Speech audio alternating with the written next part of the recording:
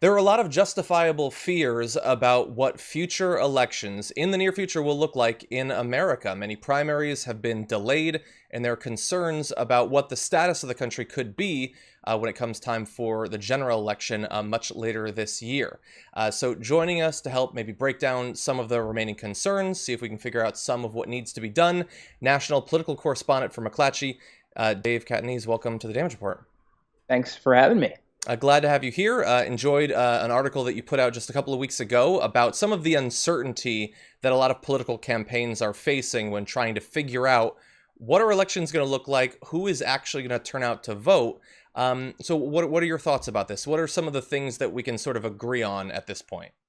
Right. So we know that the federal government doesn't administer our elections, right? Our elections are run state by state, locality by locality. And when it comes to the presidential election, it's obviously state by state. So every state has different laws governing when you can vote, whether it be an early vote, whether you need an excuse to vote early or absentee, whether you can vote by mail. So obviously with this coronavirus pandemic, this has become a much more important factor in all of this because every state is doing this differently, and campaigns are now trying to figure out how to put together strategies to reach these voters, whether it be a different strategy in one state that doesn't allow vote by mail, doesn't allow vote by mail by excuse, versus another state where they do. And that is leading to some questions about who's going to be able to turn out if in November we have a second wave of this pandemic or it is lingering.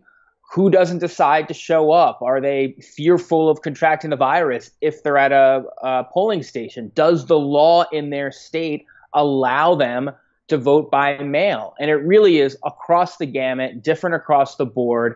There is federal legislation. The Democrats have introduced, Senator Amy Klobuchar and Ron Wyden have a bill that would allow vote by mail across the country, but that seems less likely to occur right now. Just because Republicans are opposed to it. Republicans say it could lead to voter fraud. There are obstacles there in the Senate because it is controlled by Republicans right now. So really this is going to be a state-by-state battle. So strategists are telling us that you could see a lot of special sessions through this summer and arguments about how to allow people to vote, how early they can vote, and if they can vote by mail without an excuse. Yeah, I think it's important that you point out that right now one of the sort of generally agreed upon by experts in terms of voter access and stuff like that is that we need more voter mail just in case. There is this big partisan divide in the acceptability of that at a national level, even though of course there are states that are traditionally red or have red governors that have very accessible vote by mail, and I understand that there might be concerns about making it available across the country because, they say voter fraud, whatever, we can agree to disagree there.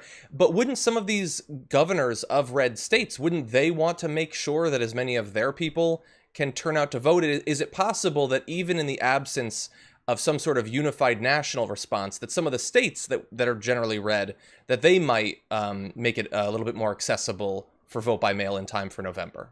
Yeah, and I would point to the Republican governors that are already challenging Trump on his coronavirus response. Look at Larry Hogan in Maryland. Look at Charlie Baker in Massachusetts. I think they're in that field of governors that is more likely to challenge President Trump on this, who has been the leading opponent, I guess, of vote by mail, even though ironically he voted by mail as a Florida resident in the 2018 midterm. So that's a little bit of an odd stance for him to take. But yes, I think you will see some Republican governors pop up. Now, where this is going to matter the most is, frankly, the battleground states that are going to be the most important to determine the presidency. Florida, Pennsylvania, Michigan, Wisconsin. Most of these states, now they vary a little bit, but most of these states have more liberal vote by mail laws as far as that goes. But remember, you could have legislative sessions that pop up this summer just because of the extraordinary pandemic that we're in that move to change the laws. So we're going to have to keep very particular eye on the state legislatures because they're going to have the power to decide, along with their governors, obviously, but they're going to have the power to decide how early someone can vote, how early you can get an access to a ballot, if you can vote by mail, and if you need an excuse to vote by mail. That's another important piece of this. Some states have vote by mail programs, but you need to be sort of out of the country, or you need to be sick or handicapped. Will they allow vote by mail, just a blanket vote by mail for no excuse, basically saying I want to vote by mail no matter what. You don't need to know why. That's going to be a key portion for legislation in any of these states. Yeah, I'm also obviously there's the vote by mail portion of it. We expect that there's going to be some, perhaps a lot of people that are going to be or have to vote in person still at this point. Do we have any idea as of right now if there are going to be big differences? I assume based on age, there would be differences in people's willingness to turn out to vote. But in terms of like a partisan difference, I've seen polls, going back to the beginning of this pandemic, showing that at various points, conservatives or Republicans tended to take it a little bit less seriously or think that it was a little bit less of a threat to them personally. Is there reason to believe that that might translate into a greater willingness to turn out and vote in person?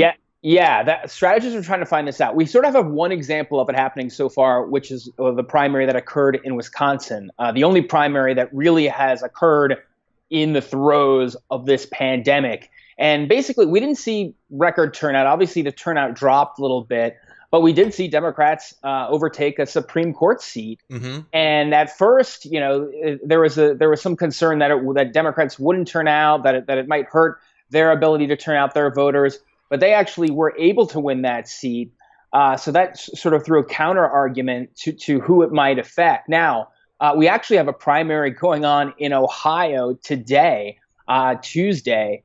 And, 20%, it was about approximately 20% requested a mail-in ballot. But you're going to have people going to the polls today. And that will be sort of an experiment of who turns out, where they turn out. Strategists are all over the place. Obviously, seniors are disproportionately affected by coronavirus and the risk of dying from it. So they might be more fearful. Those 65 and older brackets. Could that lead to helping younger people turn out more in some way because they're less concerned about it, because young people don't have that fear that they have a better mortality rate? That's a question that's really been untested on a national scale. We only have the Wisconsin case so far to look at. And in your piece, you talked about how, if there is going to be a lot of mail-in voting, that's going to affect the strategies that campaigns take. And I'm curious, what forms you think that change in strategy might take. Particularly, I'm concerned for the presidential election. If you have a lot less voter canvassing and things like that, perhaps less rallies, perhaps less in-person debates. How are campaigns trying to plan ahead for that change?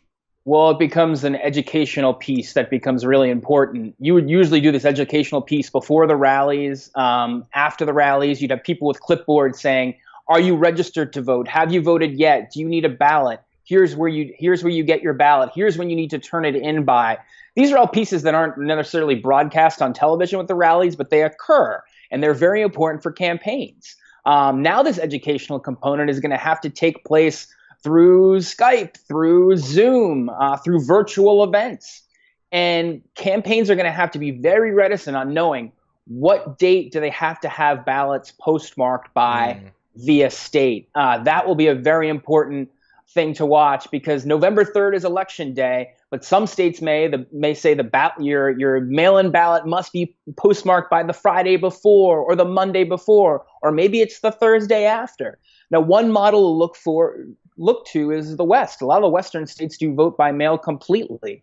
Washington State, Oregon, Colorado, they're already doing this. They have a complete vote by mail system. It's on the East Coast that doesn't do it as well and isn't as familiar with it. So the education is going to have to start now, and that's what the strategists say, that we have got to start communicating to voters now in these states, but also when there's an update to them, which could happen depending on the state, they're going to have to be very vigilant in responding to that and letting people know this is when you need to get your ballot postmarked in order for it to count. Exactly. And it's important that people have a heads up now to be on the lookout for those sorts of changes and updates as they happen. And so for that, thank you for your work, Dave. We appreciate you focusing on this. It's going to be really important for making sure that the elections proceed as much like normal as possible. So Thank you for your work. We'll be watching it. Thank you.